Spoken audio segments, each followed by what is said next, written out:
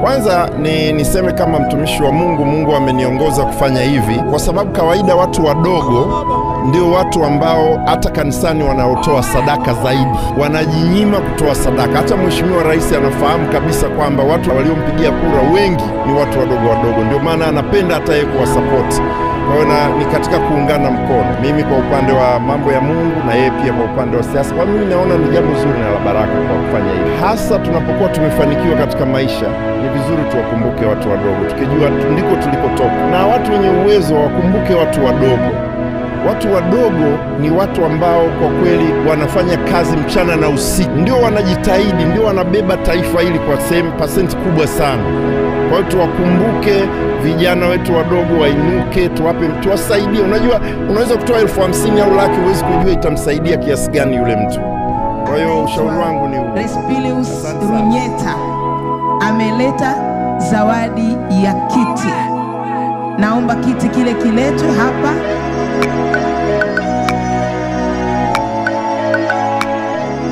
Kiti ya tano. Ngoja nije nikitesti.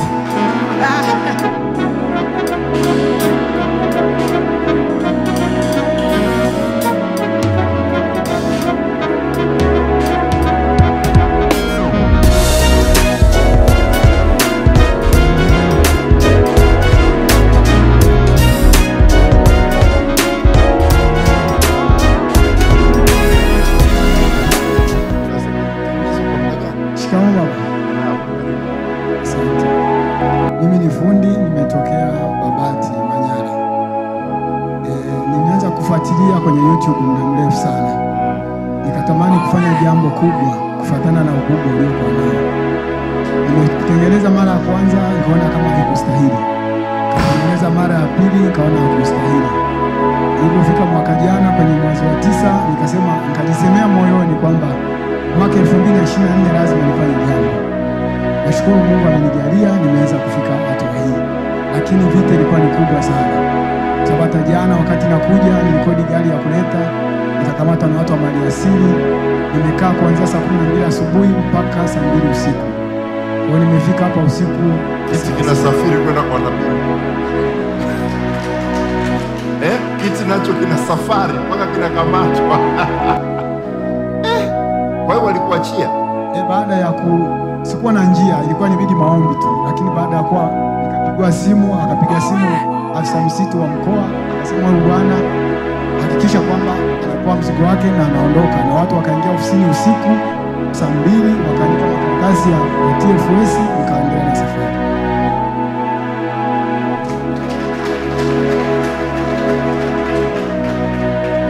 Sasa mmeona tofauti mtu sasa nilichokuwa nafundisha, mtu anatoa kitu ambacho ukikiangalia kila mtu anasema hii imeshangaza. Si ni kweli?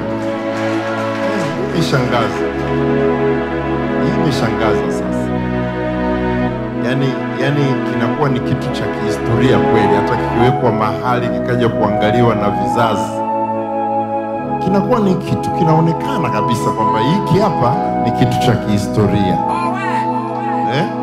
Huyu sio connect to collect. Yaani huyu amefanya kitu cha kihistoria. Kwa sababu kinaenda kuwekwa kwenye sehemu ya makumbusho. Sasa mimi nitakuwa nakalia kila siku hiki kitu. Ni makumbusho kati ya vitu vya thamani vizuri ambavyo nabii mkuu aliletewa kwa heshima ya kazi zake. Bwana, mimi naomba unipe wiki hii, nataka kufikiria zawadi nitakayokupa. Amina. Maana na mimi kwa kitu kama hiki sitaki kuropoka tu. Anaweza kusema zawadi, nikasema milioni 5 ikawa ni ndogo. Nikasema 10 ikawa ni ndogo. Nikasema nikupe gari ikawa labda sio. Kwa hiyo nawaza, naomba nichukue muda wa kufanyaje? Wa kufikiria kidogo. Ili na mimi nikitoka na wazo langu nikusaidie na wewe pia katika mambo yako. Ila kiti kitawekwa kama kumbukumbu katika vitu vya makumbusho vilivyotolewa kwa ubora wake. Maana sio kila kitu kilichotolewa kitawekwa. Na vingine vitatupwa. tena vilishatupwa. Vingine vilishatupwa.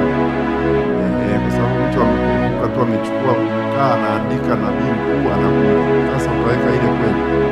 Lakini hiki kitakutwa hata na kizazi cha 5 cha kitahadithiwa na kuelezewa. Na wakati wanahadithia hata picha za video zitakuwa zinaonyeshwa zilizorekodiwa hapa. Watu wanaona kwa sababu hiyo. Kwa hiyo mimi nakushukuruni na nataka niwatamkie kidogo, niwatamkie. Kwanza sasa hivi chukua milioni 3 mkale chakula.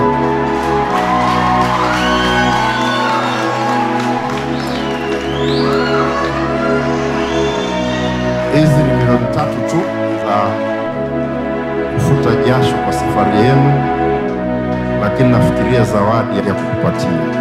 Nafikiria na watamkia kwamba kuanzia leo maisha yenu yanyanyuke viwango kwa kazi mlioifanya itakayokumbukwa vizazi na vizazi na vizazi.